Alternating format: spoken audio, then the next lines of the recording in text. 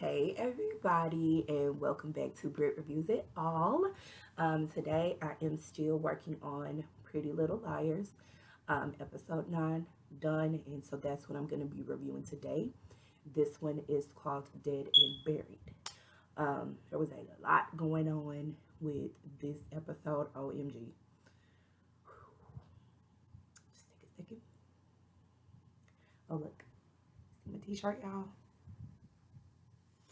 I can't show the whole thing today, but it is what it is. It's all right. But anyway, back to the main topic, which is Pretty Little Liars. So we have where the girls, it starts off in their meeting with their parents.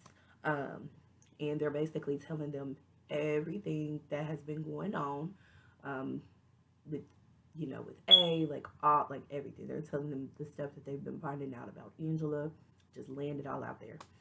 Um, at this point they're just like, okay, it's time's up for the games. Y'all want to keep hiding secrets. We gotta cut the crap. And they're pretty much demanding for them to finally tell them what is their connection to Angela Waters. So we have every single one of them go down the line, and they're saying um, what they did to Angela. um, and then they asked, Imogen's asking, okay, well, what is my mom's role? Like, what was her connection with Angela? And they pretty much tell her, like, oh, she's the one who wanted to get Angela to go and throw poo on someone's door. And when she went to go do it, Davy pretty much pulled off in the car and left, and everybody, we all left her there. So that's what they said Davy did. Um, I still at that point was just kind of like, okay, let's think about this. The girl took her own life. At we the first episode, she was running through the crowd. She's crying. She's in tears. Her makeup is running down her face. Y'all were basically not not caring, not having no care in the world for this girl. Literally saying, "Hey, y'all," just trying to get their attention. And pretty much that's all y'all said that y'all did to her. Like something still, it still felt like information is missing. Key information is missing. Now we move on to Noah and her mom. Her mom has decided that she's wanting to detox, but she doesn't want to go through a program. She actually wants to stay at home and work through it by herself with her with a friend of hers. Um, I was just like, girl, I mean, again, you wanted to try it that way first, and hope that you're strong enough to make it through, then so be it. Um, but she asked if Noah would be able to go stay with Sean. Um, I was just like, but I mean, hey, some parents they cool with that. Um, kind of, I would have thought she would have probably asked if Noah had a friend, not her boyfriend, but a friend that she could go and stay with while she was going through that process. But that's just me. But anyway, and she also asked her if she can cover her shifts for her at the at Pinball Pizza, which I'm just like, ugh, that's kind of cringy because as we know, Noah was in the process of working on getting back in shape to run track.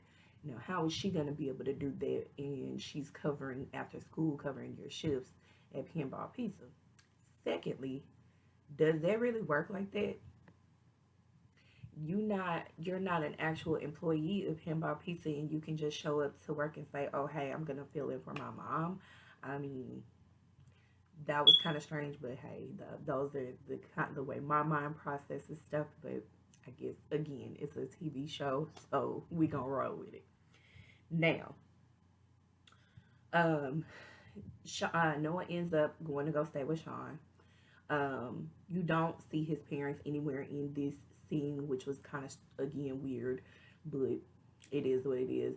However, they basically said that his parents said, "Okay, yeah, y'all, she can stay there, but y'all cannot sleep in the same bed. He's gonna have to sleep on the floor." And I'm like, He could have slept in the living room, you know what I'm saying, and let her have the bedroom to herself. Just saying. Now, with the way that that scene went, it really looks like they were actually sharing a bed, even though I so aware that he said in his scene with Noah that they were not supposed to be sharing a bed. But anyway, she wakes up. She thinks it's something wrong because she hears a noise, and then all of a sudden she sees him on the floor doing crunches because he can't sleep. So at this point, she's just like, okay, if it, I'm gonna ask him about the pills that I saw in his bag. And then she starts to talk to him about it, and he's just trying to play it off like, oh, it's just supplements. And she's like, no, you mean like enhancers? Like they're drugs. You're taking drugs. They're performance enhancers to help you play better. It's not like just supplements. You know what I'm saying? It's considered illegal. You're not supposed to be taking this. And so much with the way that that conversation went, it that meant that he actually had been taking those for a while, even though she asked him and he said no.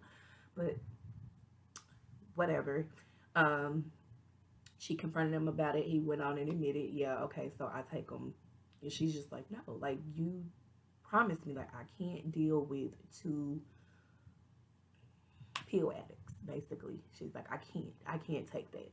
And he's like, okay, well, I'm gonna have to wean myself out. You have to wean yourself out of it. That means that you have been taking those for a minute for you to be, your body to be that, to need it in that way. But okay, now, to be honest with y'all, I really think Sean just said what he needed to say just for Noah to drop it and leave him alone. But I think he's lying. But anyway, now he did say something to her about the inhaler. So she said she used it once, but she just did not feel right about using that, and she basically threw it away. Good job, Noah, because like I said before, I feel like I was like, I don't think you're supposed to be using it. And how crazy is it that the trainer is so just easy to just give these kids drugs, performance enhancer type stuff, like nah. But yeah, so that's what happened with that. Now, Imogen, she is still basically thinking about the whole thing with and Crazy Joe, and just how it was too easy in the way that scene was set up. I mean, that was just insane. So Imogen, she's like, you know what? If A possibly did that to Crazy Joe, is it possible that A did the same thing to my mom? Because I really feel like she wouldn't. Something is off. I need to find out what really happened to her. Like, yeah, I need them to reevaluate. So she's basically saying she wants to go and talk to the coroner and see if she can get some more information about her mom, and the state of her body pretty much at her time of death. Now, moving on to the scene with Kelly and her parents. When I tell you the way that Sheriff Beasley was talking to Kelly, I was so freaking angry. Like, OMG, like for real. You literally, and I'm sorry, y'all, I forgot to turn the volume up. Hopefully, you can hear me. I'm talking loud enough. I'm sorry. Hopefully, with Sheriff Beasley, I was just like, oh my gosh, like you're really, really like talking to your daughter like this. Like you're terrible. Um, he basically told this girl that he wishes that it was her instead of Karen.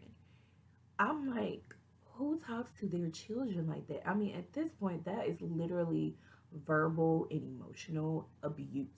And Kelly's like, dude, dad, you're not the only one who lost someone. Yes, you lost a child. I lost a sister, my twin sister, my friend. Like, like I said before, I don't think Kelly actually had a group of girlfriends outside of just her and Karen all the time. But yeah, um, I mean, when he said that, I was just like, ugh. Baby, she got up from that table and screamed the biggest F you to her dad and stormed on up out of there. Now, we find out with Farron, she's coming into her own. She's not able to dance right now. Um, so she has decided that she came up with something else, and she says she's going to choreograph a dance piece, and it is Kelly and Henry who are working together on this dance piece. So I was just like, good job, Farron. stay headstrong. You're going to find a way to still do and enjoy what you love. And you're doing it from a different perspective. Um, and then she's doing a new look. She decided that, she's always had her hair, very ballerina, ballet dancer type, straight hair pinned back into pent back up into a little bun, and Honey decided to rock her own natural hair curls, and it was beautiful, and I'm loving it. Now, Kelly, as they're having their talks in the lunchroom, they're talking to Farron. Here comes Kelly coming strolling into the lunchroom. She is literally has this essence about her, more like Karen type swag. She even down to the clothes, and they like, oh Lord, here we go again. Is she wearing Karen's clothes? And then she proceeds to prance her little butt on over and sit on Greg's lap. And I'm like, oh, that's so strange. But I guess, like they're healing and they're finding their way to heal through losing Karen. I don't know. You asked me, like I said, like Greg said before, I don't think Greg really, really, really liked Karen like that. If anything, it seemed like he hated her, but it is what it is. Now, we going over to Imogen. She did talk to the coroner, and she was like, "I really need you to re-examine her body." And they were like, "Okay, well, we can do that, but in order to pull her out of the ground, you would have to get the sheriff to sign off." And her face is just like, oh my gosh, like for real, the sheriff of all people, Sheriff Beasley, like I'm just like, at this point, he's not gonna do it. He's angry, he's upset with all of those girls, and the headliner on that list is Imogen, and he is not about to sign off on that for the coroner to re-examine that mom, Davy's body.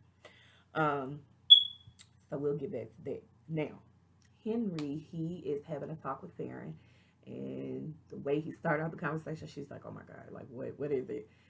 Come to find out, Kelly, while Henry and her were practicing, she out of nowhere kissed him. We saw the scene of that, and no, it did not look like Henry was trying to go there with her.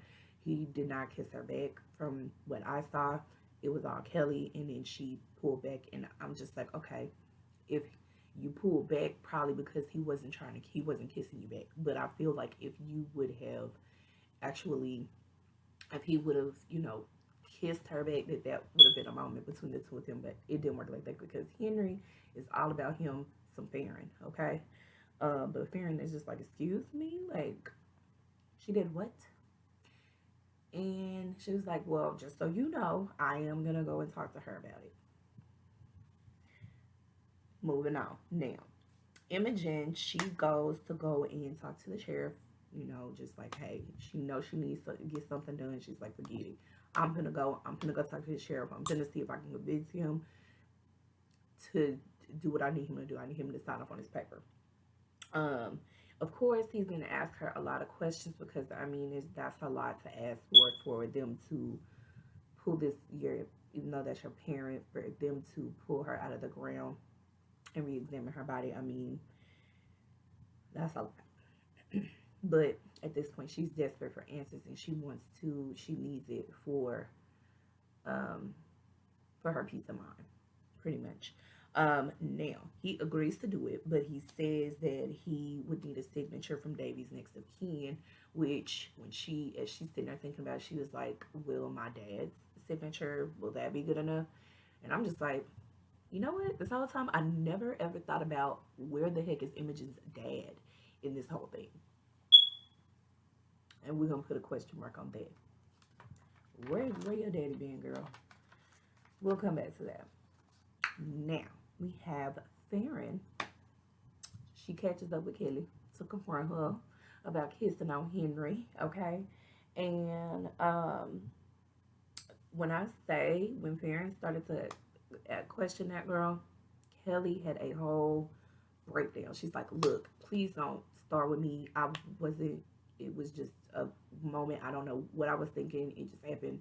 I'm going through a lot. I'm dealing with a lot at home. I'm just all over the place. Like, girl, just not right now." And And Farron's just like, God dang, like for real? Like, girl, you all right? Like, what is going on? And then she notices a cut, that she's bleeding. And she's like, oh, it's my period. And Farron is like, she sees the little kit that Kelly had. And she's like, no, like, Kelly, what is that? And she's like, oh, it's my sewing kit. Farron was not being dumb in that moment. So she's just like, she let her guard down for a second and pulled Kelly to the side. Like, no. Kelly cleaned up her leg and everything, but in the process, she's like talking to her, like, girl, like, what do you need? Like, I'm here. Talk to me. And she pretty much, just having a real genuine moment with her. And I thought that was really cool when we get to see the softer side of Farron because, as we know, she's taught to be very strong, very headstrong, very tough. Um, and but when we get those moments, it's actually really cool, and it's crazy how she can stop and do that for Kelly, even though she knows that Karen and Kelly used to give her a hard time like all the time. Um, but yeah, so she basically has a moment and she finds out everything that Farron Kelly has been dealing with at home as well. Now, Sean, he finds out that Noah has been working her mom's shifts at Pinball Pizza. Because all the guys came in there. And she's like, "What are you doing here?" And they were like, I think he said that they practice was it closed early or whatever. And he's like, "Well, what are you doing here?" Then, of course, she ends up telling him the full truth because she said that her mom had the flu and that's why she was staying there. She basically went on and told him what was going on, and he's just like, "Dude, like again." And she's just like, at this point, like, okay, hold on, because you're judging my mom and you basically are doing the same. He's like, oh no, it's not, dude. It's dang near the same thing. You understand? Regardless of what your purpose is, you didn't even know that her mom got hooked on the pills because she was having to take something for her pain from her being a nurse and having to stay in X amount of hours every day, working several shifts. You didn't know the backstory. And so when she finally opened up about that, he was like, all right, we're gonna leave it at that, and they make up. But she was like, I'm gonna go check on my mom. So they leave it there. Now, um, the whole thing with Sid and Tabby, that whole scene was just like so crazy because okay, every time that Tabby has been coming home, she's like, "Oh yeah, well Wes dropped me off. Wes dropped me off," and then it's like Sid's brain was just like twisting and turning, and she's like, "Oh heck no! Like, what is probably him? He's been doing so. You grooming her? You trying to get my daughter? She done went to this girl's job and went the freak off. Okay, literally, she done told Wes she'll chop his, you know what off. Okay." If he don't stay away from her daughter, he's like, how old are you? And when I say Wes got so freaking freaked out, he basically told on themselves, well, I only came on to her like one time. And I'm like, dude, you didn't even need to say that. Like, what the heck? And just keep in mind, y'all, as these little interactions have been happening between Tabby and Wes, who is always kind of a little creep in the background somewhere in the area watching them from a distance like this? Chip, okay? I'm like, dude, like, are you alright? Like, I thought, why are you be having this weird look on your face? But okay, anyway.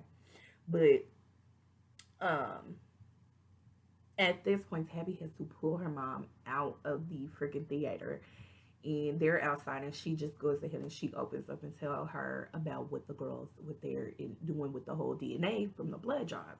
She has to tell her this so her mom can like cool it. Like, I need you to calm down. Like, we're working on this. We're gonna figure out what the heck is going on. Now, but of course, see, she's like, okay, okay, cool, cool, but y'all got it. Let me know what's going on. Maybe they can pull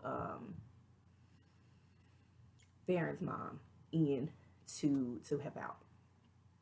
Now, Farron, we go to her scene. She goes to go visit the sheriff, Sheriff Beasley. And when I tell you, homegirl went in there and went off, off on him. She basically threatened to tell on him about his extracurricular activities, and about him messing with Farron and how he's uh, emotionally abusing her, like verbally abusing her, and just basically like standing up for her. Um, the sheriff, he looked really spooked. I think he was just like, yeah, okay, you ain't gonna do nothing. Like, girl, please. But she said what she said, and then she walked on out of that office. They had to take a breather, like, okay, that was a lot. She had to prep herself up for that one and put on a face to get that done because she was not playing about Kelly. Like, okay, um, so we're gonna see what happens with that. Now, going back to Chip and with West and all of that. Now, Chip, he ends up getting a moment to talk to Tabby, and he's asking about everything with West. Um, and when he said that he was basically only into Imogen because Tabby didn't want him, I was just like, for real? What the heck? Like, and when Tabby, she basically was about to go off on Chip because it was like, hold on, because she really likes you. So I really hope you're not just messing with her and you like dragging her along. Like, do not do her like that. And he's like, no, I really like her. I'm like, I don't know, Chip. Like, you giving me, I don't know. Basically, Chip is saying, look, be careful with Wes because when you're not, when it's just when he's talking about you, he's saying things, and he basically said that Wes was just like, oh, I want to f her, and basically not to trust him. Wes, we're talking about. This is what Chip is saying to Tabby. So I'm like, okay, well, thank you for letting her know you're supposed to be her friend. However, you already said what you said pertaining to Imogen and pertaining to Tabby, and it's like, all right, Chip. I don't know. I thought I kind of liked you, but I don't know. We're going to see about him. Now, we finally find out that Imogen's father, yes, he is alive. She knows where he is, and she went to go visit him. Okay. Um, and she gets to sit down and talk to him, about everything and just kind of get more information about her mom prior to who she was before Imogen was born. So he did say that her mom dealt with depression on and off for a long time. However, when Imogen was born, it brought her out of it and she just turned into a whole new person. Like she felt like that was her reason for living. Um, so we know that. So like I said, now we know that Davy really did deal with depression, but we don't know to what extent. Now,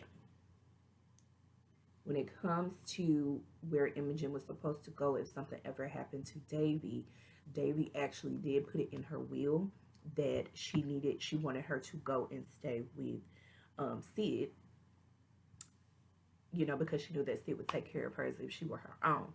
So that was the reason why she ended up not going with her dad. Where her dad is staying or wherever he said that he lives, she never wanted Imogen to grow up in that area.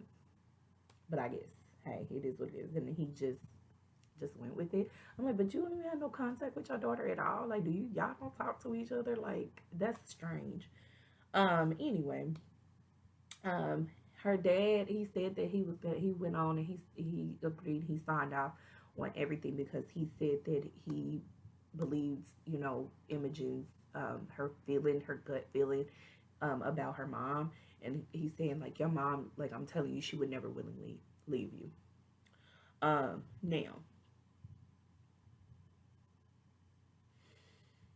we get back to Tabby. Her brain is twisting, it's turning. She's thinking about some things, and she was thinking about all of her encounters that she's had with Wes, and then also she's looking at Chip a little sideways now, since some things that he's been doing and saying. She's looking at him and trying to think about the encounters that she's had with him as well, which leads her to start to think that Chip might actually be a suspect of the guy who abused them, abused Imogen and abused her. Could be him. So she's gonna do some detective work on that because now it's just like, oh, okay, well, see, like before we weren't really thinking of Chip because like her mom kept telling her 9 times out of 10 it is someone that is close to you. So that is ringing in her head. Now, They get the DNA results back, and they find out that it was not at all, not a football player who did anything to them. So Sean was right. Okay, he was very right. Um, Now, and they said they did get a match, but it was for a guy who wasn't a job. Whoever is in the school, they got a match. Um, so now they have to go and check this list of all the guys who did the DNA, who did the blood drive. They have to go and try to figure this out. They have a list. I think there was like 66 people on it. So all of the girls are going down the list and saying, "Well, we know all of their guy friends that they're involved." They're saying, "Well, I know it wasn't I know it wasn't Henry. I know it wasn't Sean." And when Imogen said, "Well, we know it wasn't Chip," Tabby's face was just kind of like, I'm kind of having a something about that. She's like really thinking like Chip may have been the guy. He's the guy. Now,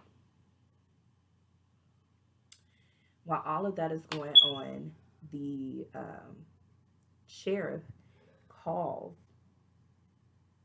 No, let me go back because at some point Minnie gets a call and it's from Steve. They did have a scene where he was pretending to be Minnie's father, but then all of a sudden he like freaked out while they were bowling. He ran out of there. He didn't explain, but he was just like he kind of snapped at her and said, "You are not my freaking daughter," or something like that, or "Don't call me that." He said something like that. She gets a call and she finds out why that happened. So he says that Rachel, his daughter, her body was found um, in a creek or something. It basically she's not alive anymore. So he was having a moment. He was just like, "I need to see you, please."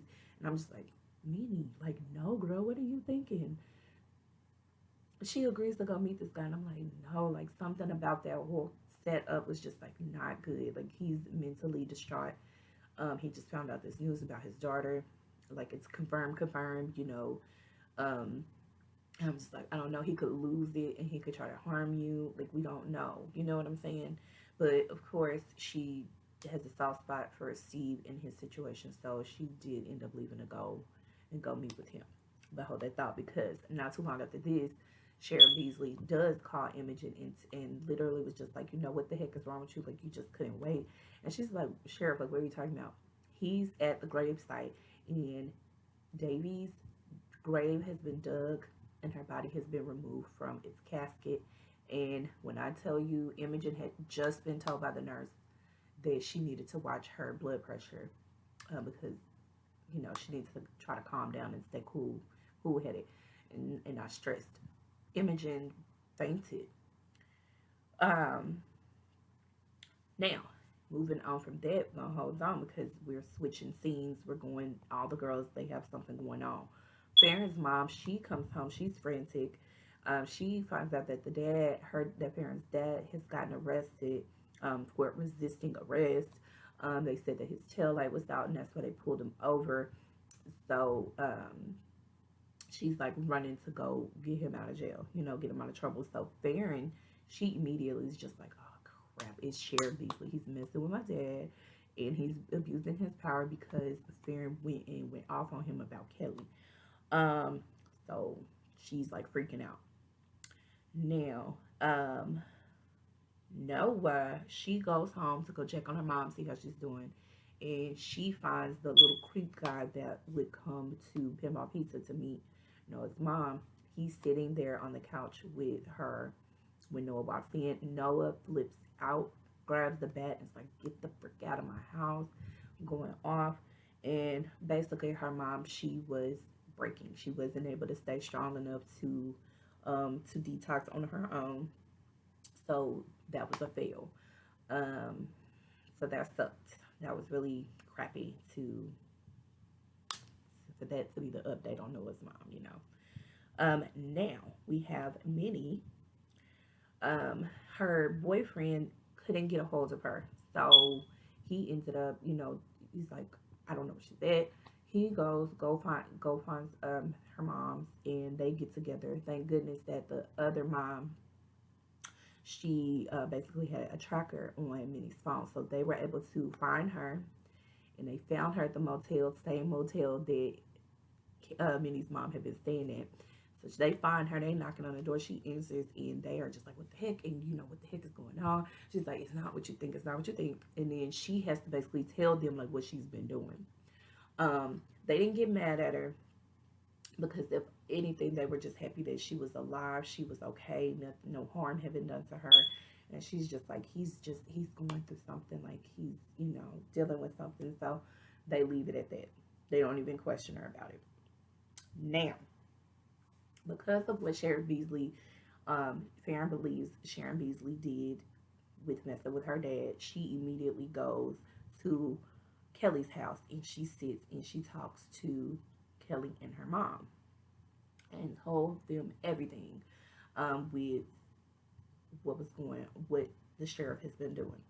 Kelly is sitting there looking crazy. She's like, I had no idea. Like, it's crazy. Like, are y'all, you for real? And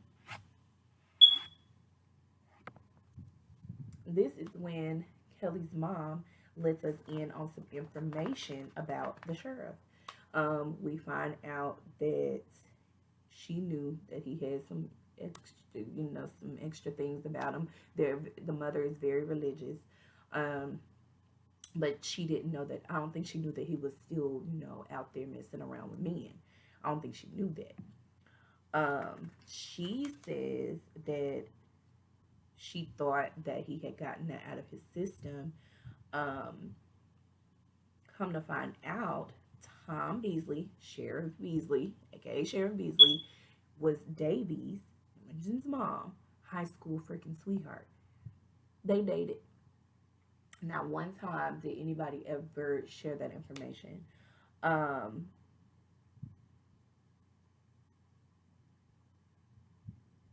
and basically, what was said by Kelly's mom was that the sheriff, he, she said it. She said, well, when he, that basically he did something to a girl in high school to prove a point about him and his sexuality. And come to find out, and they said, well, what girl? Like, who is it? Because Farron's looking like, oh my goodness, this is what I think it is. Come to find out, the girl that was abused by Sheriff Beasley in high school was Angela. And Farron's just like, pin drop. Angela Waters? It was Sheriff Beasley who did that to her?